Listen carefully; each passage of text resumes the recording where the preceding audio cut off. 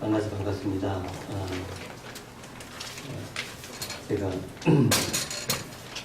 남양주 사랑교회, 저희 교회도 이제 한 5년 반 정도 됐는데요.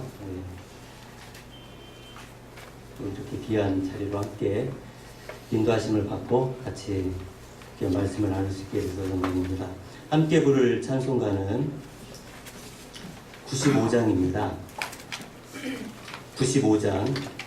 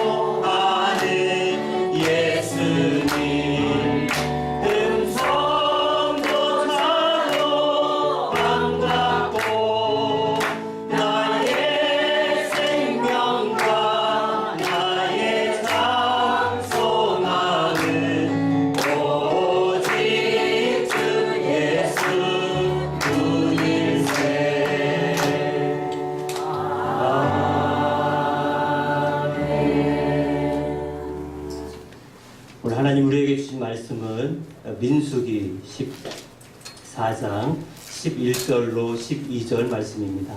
그리고 구약성경 민수기 14장 11절 12절 말씀입니다. 말씀 본문이 짧기 때문에 우리가 한 목소리로 같이 합독하도록 하시겠습니다. 같이 읽겠습니다. 여호와께서 모세에게 이르시되 이 백성이 어느 때까지 나를 멸시하겠느냐. 내가 그들 중에 많은 이적을 행하였으나 어느 때까지 나를 믿지 않겠느냐. 내가 전염병으로 그들을 쳐서 멸하고 내게 그들보다 크고 강한 나라를 이루게 하리라. 아멘. 잠깐 기도하겠습니다. 살아계신 주 아버지 하나님, 하나님 은혜를 감사합니다. 오늘 우리에게 주신 귀한 예배와 하나님의 말씀 앞에 우리가 섭니다. 성령 하나님께서 저자인 줄 믿사오니 말씀을 전할 때 사람이 말이 아닌 하나님의 말씀으로 들려지게 하여 주옵소서. 우리 영안의 안목이 깨어서 내 생각대로 말씀에 순종할 것이 아니라 하나님 뜻에 온전히 순종하는 놀라운 역사가 있게 하여 주옵소서. 감사드리며 예수님의 이름으로 기도하였습니다. 아멘. 예, 우리 앞뒤자우로 인사하십시다. 반갑습니다. 예, 사랑합니다. 축복합니다. 예, 새롭습니다. 이 시간에 예배를 이렇게 인도하는 게 저희 교회는 개척한 지 한 5년 반쯤 됐는데 올해 들어서 이제 사실 몇 가정 안 되거든요. 몇 가정 안 되다 보니까 늘 이제 가족 같은 분위기인데 오늘은 이제 많은 친구들 앞에 서니까 늘 같은 시간 설교하는 입장이 되지만 좀 굉장히 또 긴장이 많이 되고 있습니다. 예. 제가 긴장이 되면 말이 막 버벅거리기도 하고, 그런데 이제 아침에 딸들이 화이팅을 외쳐주고 가서 잘하라고. 마침 어제 그 결승전에 나가는 이제 우리 축구 대표 선수들처럼 그 마지막 그 끝까지 최선을 다하는 모습, 이런 화이팅을 외쳐주었는데, 우리 큰숲교회에 어떤 분이 세워지든지 하나님의 귀한 은혜 가운데 목회자가 세워질 수 있기를 바랍니다. 아멘. 오늘 함께 나눈 말씀, 사실은 이제 굉장히 긴 본문을 다뤄야 되는 내용이지만 간략하게 결론적인 그런 부분만 제가 말씀을 나눴습니다. 말씀의 제목은 하나님의 강한 나라라고 하는 제목인데, 본문 가운데 12절에 있습니다.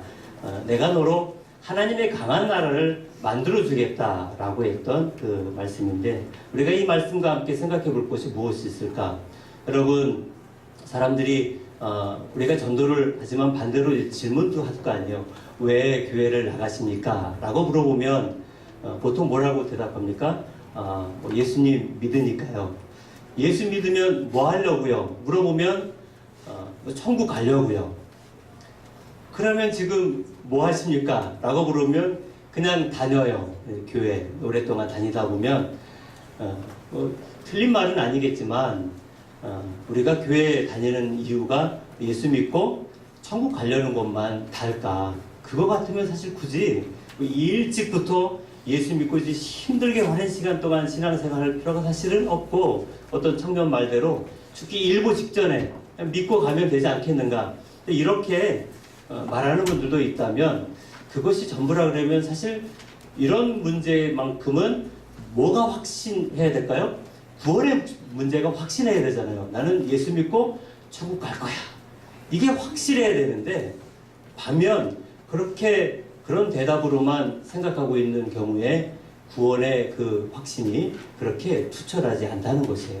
그렇다면 문제가 어디 있을까? 오늘 본문은 우리에게 사실 굉장히 근원적인 질문이지만 우리 삶의 올바른 길을 제시할 수 있고, 분명한 이 신앙에는 목표가 있다는 것을 우리가 말씀을 통해서 함께 살펴보고자 합니다. 먼저 여러분, 본문 가운데 들어가 보시면 아까 말씀드린 것처럼 이 본문은 이제 민수기 13장부터 14장까지에 있는 아주 중요한 광야에서 있었던 사건입니다. 여러분들도 잘 알고 있듯이 열두 정탐꾼 사건, 뭐 주일학교부터 많이 듣고 있었던 그런 본문이기 때문에 우리가 익히 잘 아는 본문의 내용이기 때문에 그 긴 걸 다 읽을 수 없기 때문에 오늘은 이제 끝부분에만 말씀을 같이 나눠드렸는데요. 이 가데스 바네아에서 생긴 일, 우리가 이 가데스 바네아라고 하는 이 명칭을 여러분들이 다시 한번 꼭 기억하시길 바래요. 왜냐하면 모세 오경을 우리가 이해할 수 있고, 광야라고 하는 그 40년을 이해할 수 있는 아주 중요한 이 거점, 지점이기 때문에 그렇습니다. 여러분이 가데스 바네아까지 이스라엘 백성들이 이제 출애굽해서 오기까지 대략 한 1년 반에서 1년 한 8개월 이 정도 시간이 소요했다고 합니다. 그러니까 애굽에서 출애굽해서 시내산까지 오는데 한 2달여 시간이 걸렸고, 그리고 그 시내산에서 오랜 시간 동안 머물렀습니다. 한 1년 정도 시내산에서 머물었는데, 그렇게 1년 정도 머물면서 하나님이 이스라엘 백성들에게 언약도 하시고 또 십계명과 여러 그 율법들도 주시고, 그리고 성막을 만들 수 있도록 하신 다음에, 그리고 나서 이제 가나안에 나가려면 이제 싸워야 되잖아요. 준비해야 되기 때문에 인구 조사를 한 다음 군인으로서 나갈 수 있는 인구가 이제 우리가 알고 있듯이 장정만 60만이다 라고 이야기했던 그 인원들을 다시금 계수해서 준비를 한 다음에 드디어 여러 군데를 거쳐서 이스라엘 그 바로 아래 지방에 있는 데가 네게브라고 하는 부엘세바 도시입니다.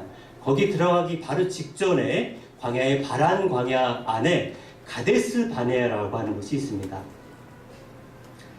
갑자기 막 지명을 이야기하니까 막 헷갈리시죠? 그냥 이따 생각하시고, 이스라엘 최남단에서 가데스 바네아까지는 얼마 정도 걸릴까? 그러니까 여기 애굽에서 가데스 바네아까지 얼마 걸렸다고요? 대략 1년 반 정도 걸렸고 이제 가데스 바네아에서 곧바로 가나안으로 들어가면 남자 걸음으로 빠르면 보름이면 갈 수 있지만 이 사람들이 굉장히 많이 있기 때문에 이 많은 사람들이 가면 한 2달, 석 달 정도 걸리는 그런 짧은 거리입니다. 자, 그런데 하나님이 이 가데스 바네아에 왔을 때 무엇을 하나 명령하시면 각 지파별로 한 명씩 대표를 뽑아서 정탐꾼을 보내자. 정탐꾼을 보내는 목적이 무엇일까요? 여러분 성경을 한번 찾아볼까요? 예, 민수기 13장인데요. 민수기 13장 17절부터 20절입니다. 제가 말씀을 봉독해 드릴게요. 민수기 13장 17절부터 20절. 모세가 가나안 땅을 정탐하러 그들을 보내며 이르되 너희는 네겝길로 행하여 산지로 올라가서 그 땅이 어떠한지 정탐하라. 곧 그 땅이 거민이 강한지 약한지 많은지 적은지와 그들이 사는 땅이 좋은지 나쁜지와 사는 성읍이 진영인지 산성인지와 토지가 비옥한지 메마른지 나무가 있는지 없는지를 탐지하라. 담대하라. 또 그 땅의 실과를 가져오라 하니 그때는 포도가 처음 익을 즈음이었더라. 정탐의 목적이 무엇일까요?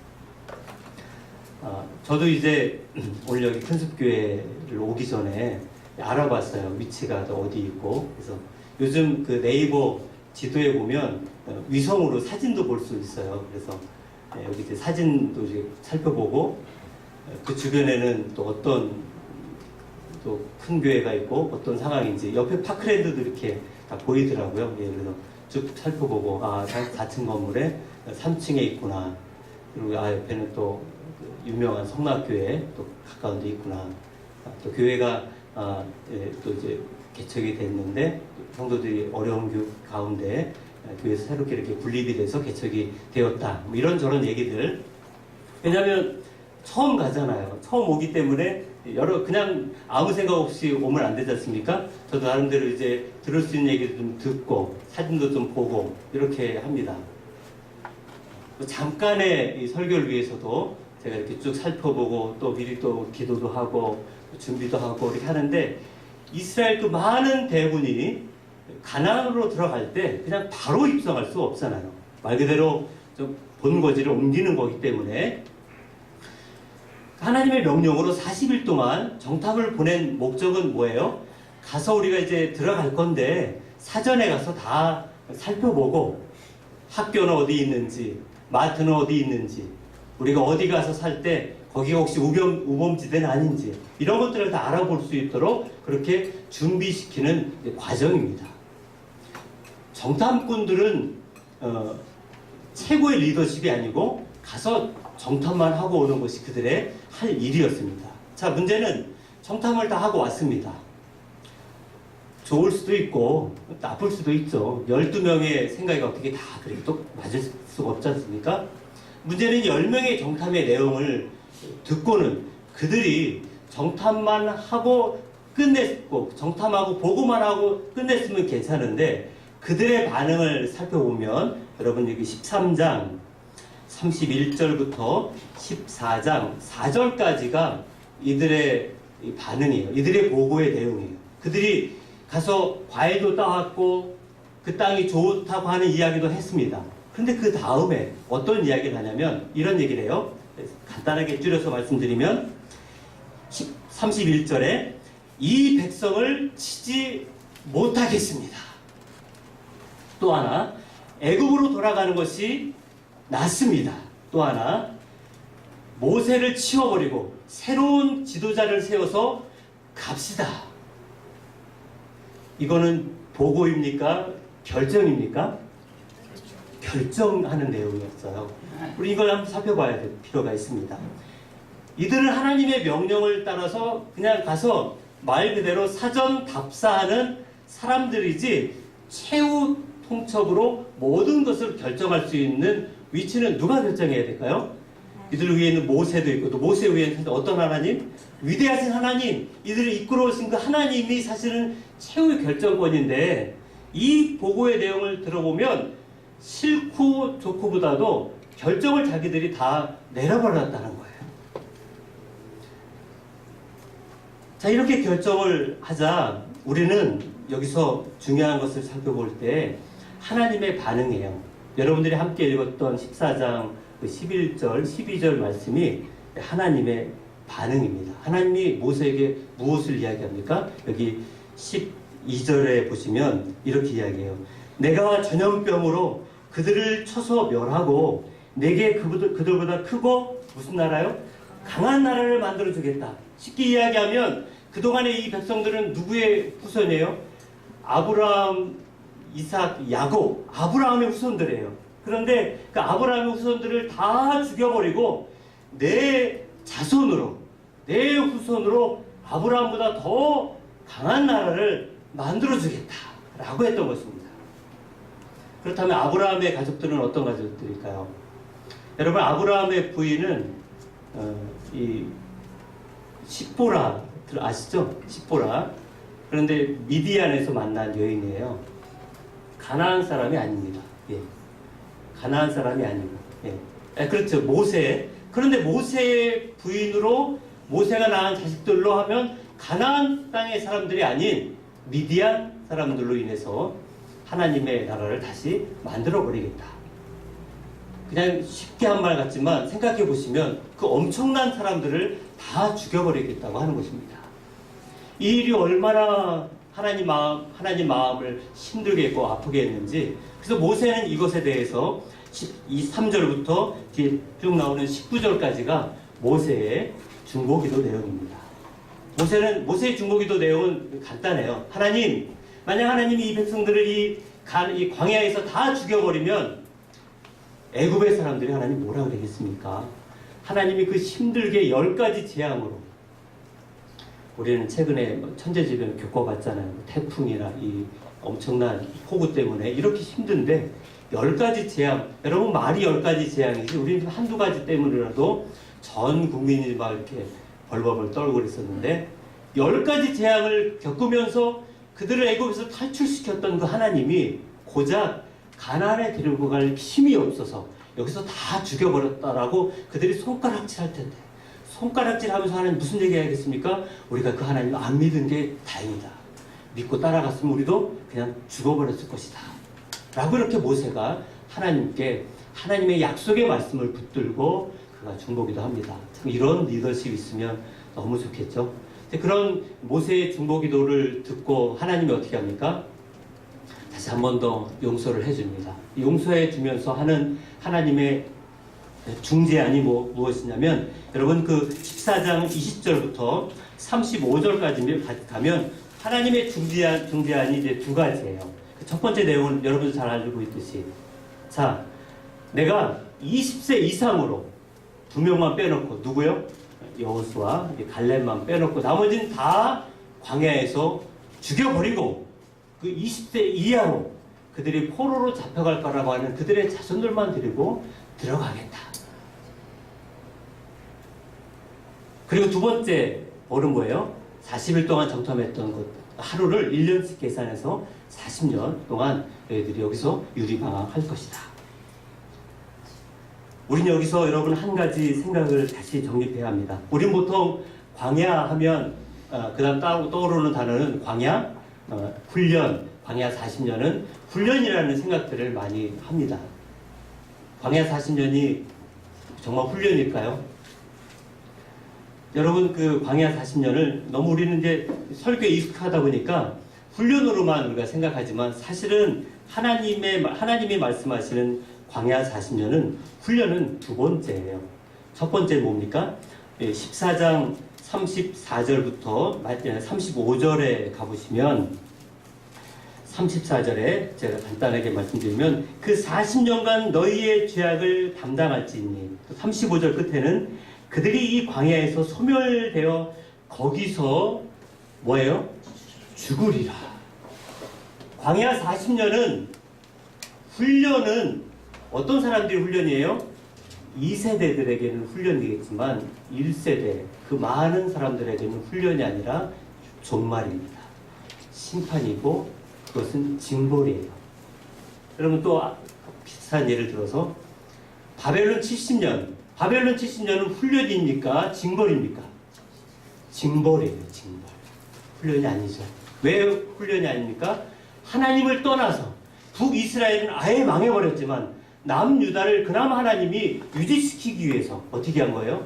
남유다에 있는 그 모든 왕들이 우상을 섬기다 보니까 예루살렘은 우상 박물관처럼 되어 있던 예루살렘에서는 더 이상 하나님의 거룩한 백성으로 훈련할 수 있을까라고 하는 의문 때문에 하나님은 저 멀리 바벨론까지 그들을 보내서 거기서 뭐예요? 징벌, 벌을 받게 하는 거예요.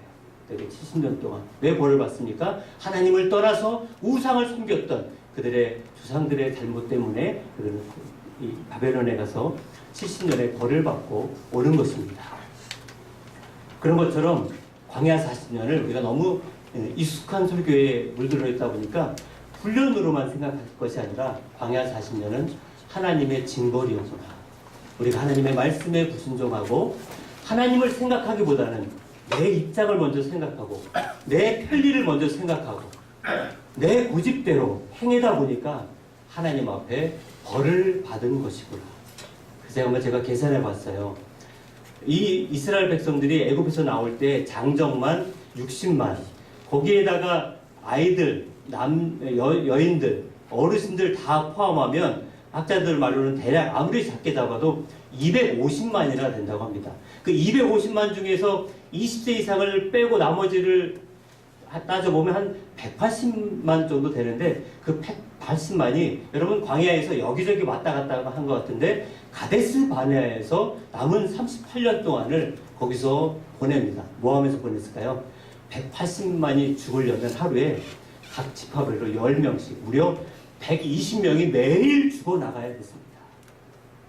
광야 40년 동안에 이스라엘 백성들이 한 것이 무엇이었습니까? 여러분 민수기 이제 15장부터 20장까지라면 분량이 많지 않잖아요.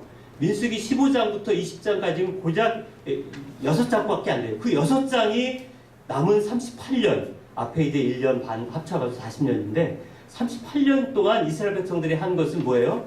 먹다가 죽다가 줄여서 먹다 죽은 그런 삶을 가데스 바네아에서만 다 보냈다고 하는 것입니다. 우린 생각해 봐야 돼요. 하나님, 아니 사실 열 정탐꾼의 그 불평, 뭐 이스라엘 백성들이 불평을 한두 번 한 것도 아니고 워낙 그냥 불평 나라 원망 백성들이 있기 때문에 원망을 많이 했는데 그들의 그 불평 때문에 이렇게 많은 사람들을 어떻게 하나님 다 죽일 수가 있겠습니까? 하나님 너무하십니다. 이렇게 따져볼 수도 있지 않겠습니까? 예, 너무 곤방진가요, 제가? 그들이 워낙 불평을 많이 하는 백성들이기 때문에 그냥 모세의 중보기도로 그냥 한번 한 몇만 명만 이렇게 죽여도 괜찮은데 무려 180만이나 되는 사람들을 왜 다 그렇게 죽일 수밖에 없었을까?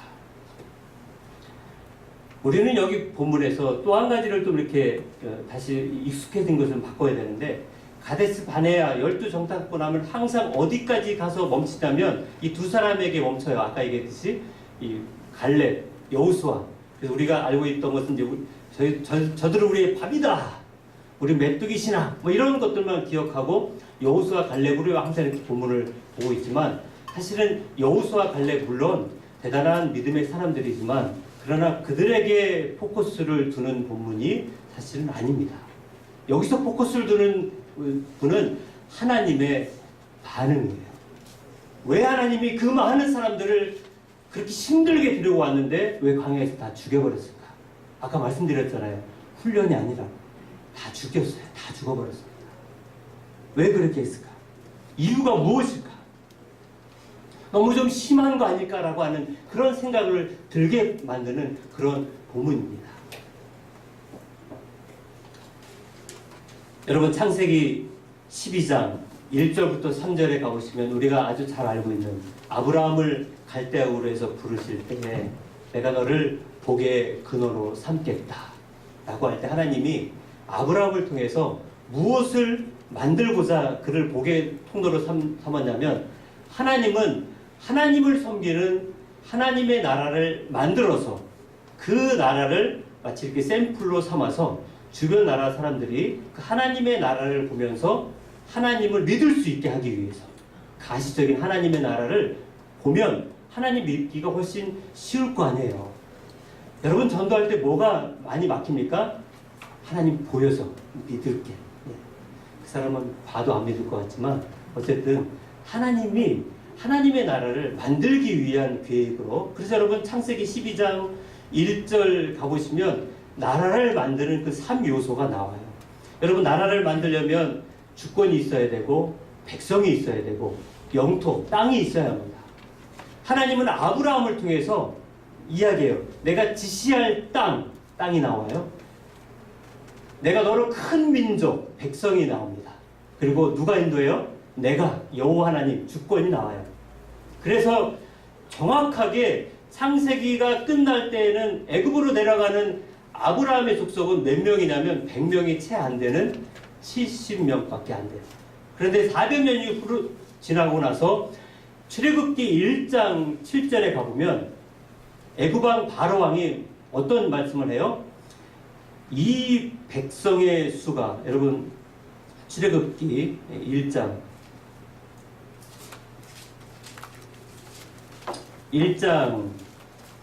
9절입니다. 출애굽기 1장 9절을 읽어드릴게요. 그가 그 백성에게 이르되 이 백성 이스라엘 자손이 우리보다 많고 강하도다. 누구의 이야기입니까? 바로왕의 이야기입니다. 애굽이라고 하는 그 나라의 백성보다 더 많게 느껴졌던 이 바로는 하루아침에 이스라엘 백성들을 종으로 삼고 심지어는 2세 미만의 남자아이들을 다 죽여버리는 역사의 엄청난 그런 피비린내 나는 사건을 재현하기 시작합니다. 끊임없이 아기들을 죽인 거예요. 남자아이들. 그런 죽이던 사이에 하나님이 모세를 준비시켰던 하나님의 놀라운 역사도 함께 포함되어 있는데, 이렇게 해서 하나님이 그 백성, 그러니까 두 번째가 생긴 건 주권은 하나님이시고 이제 국민이 만들었어요. 그 국민의 숫자가 얼마요? 250만이나 되는 국민이 만들어졌습니다. 자, 그 국민을 출애굽시켜서 아까 얘기했듯이 2달의 시간을 걸려서 시내산에 와서, 하나님이 시내산에 와서 제일 먼저 이스라엘 백성들과 함께 뭘 합니까? 출애굽기 19장에 가보면 그들과 함께 언약식을 합니다. 우리가 쉽게 이야기하려면 이제 결혼식 할 때 하는 중요한 게 뭡니까? 이 서약식이잖아요. 예. 난 당신의 아내이고 당신 나의 남편이다 라고 하는 그 공식적인 약속을 증인들 앞에서 합니다. 마찬가지 하나님이 출애굽기 19장 5절 6절에 가보면 여러분들도 이렇게 들어본 본문 말씀인데, 이스라엘 백성들과 함께 언약을 해요. 간단해요. 너희는 나의 백성이다. 나는 너희 하나님이 되고 나는 너희들을 통해서 거룩한 나라, 하나님의 나라 백성 삼기를 원한다 라고 하는 그런 언약식을 합니다. 그리고 나서 출애굽기 20장부터 나오는 10계명을 비롯해서 그 여러 많은 법들을 하나님이 주십니다. 그 모든 법들을 다 모아서 만든 성경이 세 번째 책인 레위기입니다. 그러면 법을 주었기 때문에 주권이 세워졌습니다. 그 다음에 세 번째 뭡니까? 이제 한 가지 더해요. 그 시내산에서 바로 성막을 만들 수 있도록 성막 제조하는 방법을 아주 시시콜콜하게 하나님이 모세를 통해서 말씀합니다. 그렇게 해서 출애굽기 끝에 가보면 성막을 완성했을 때 그 성막을 봉헌할 때 하나님의 영광이 구름으로 이스라엘 백성들이 구하는 그 12지파가 동서남북으로 4지파씩 있대 그 가운데 성막을 만들어서 하나님의 임재의 상징으로서 하나님이 임재한 걸 어떻게 할 수 있도록 낮에는 구름 기둥으로 이렇게 하나님의 약속을, 하나님의 언약식을, 하나님의 성막을 그들 가운데 행하셨습니다. 여러분, 성막이 있고 난 다음부터는 이제 하나님이 모세를 어디서 부르세요? 시내산이 아니고 성막에서 불러요. 성막은 어디 있다고요? 12지파가 동서남북으로 쌓여있는 그 가운데에 성막이 있습니다. 이스라엘 백성들의 정 가운데 그들과 함께 하나님이 거하세요. 모세는 아마 이제 성막을 만들고 난 다음부터는 굉장히 편리했을 것 같아요. 왜냐하면 성막을 만들기 전까지 모세가 그 시내산에, 호렙산에 무려 한 3번이나 올라갔기 때문에 나이 많으신 모세가 얼마나 힘들었겠습니까? 어쨌든 그 성막을 만들고 나서 하나님은 이제 성막에서 그들을 부르십니다. 여러분, 12 정탐꾼들이 그 땅을 정탐하고 나서 평가를 하고, 그러고 나서 아까 이야기했잖아요. 우리는 도저히 못 간다. 우린 가면 죽는다. 지도자를 뽑아서 돌아가자. 성막이 어디 있어요? 가까이 있어요. 그럼 성막에 누가 계신 거예요? 하나님이 계십니다. 하나님이 다 듣고 계시다는 얘기예요. 그 얘기를 듣고 하나님이 부랴부랴 나타납니다. 신의 산이 아니고 어디서요? 성막에서 모세를 부르십니다. 하나님은 가까이 계셨어요.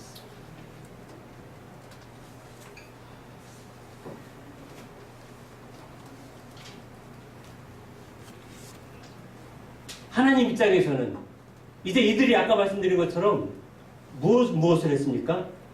백성을 만들어 주었고, 그리고 출애굽한 다음에 시내산에서 하나님의 법, 주권을 세워 주었고, 마지막 세 번째, 땅만 차지하면 돼요.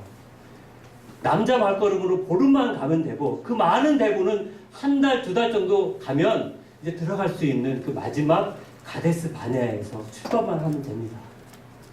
그런데 이들이 뭘 안 하겠다는 거였어요? 하나님과 아까 무슨 약속해서 언약식 했다 그랬잖아요. 아까 우리로 이야기하면 결혼식에서 서약식 다 한 거예요. 근데 서약식까지 다 했으면 여러분 서약식 끝난 다음에 이제 남자는 자기 집 다시 돌아가고 여자는 자기 집에 다시 돌아갑니까? 아니죠. 같이 살잖아요. 그래서 하나님이 같이 살고 있잖아요. 어디서요? 성막에서 같이 살고 있어요. 근데 지금 뭐 하겠다는 거예요? 이혼 도장 찍고 너 가버려. 필요 없어. 하나님 필요 없고 우리 언약식 파기해버리고 우리 어디로 돌아가겠다고? 애굽으로 돌아가겠다. 애굽으로.